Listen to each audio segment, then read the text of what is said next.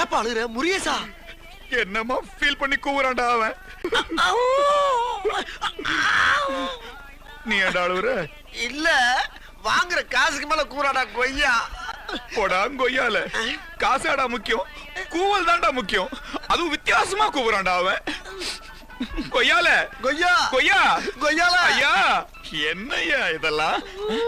எப்படி எப்படிலாம் ஃபீல் பண்றீங்க? எப்படி உங்களை பார்த்தா தெரியுது எப்படின்னு கேக்குறேன். வச்சுக்கங்க, அடுத்த முறை என்ன பாக்கும்போது இதை விட அதிகமா அதிகமா ஃபீல் பண்றேன்.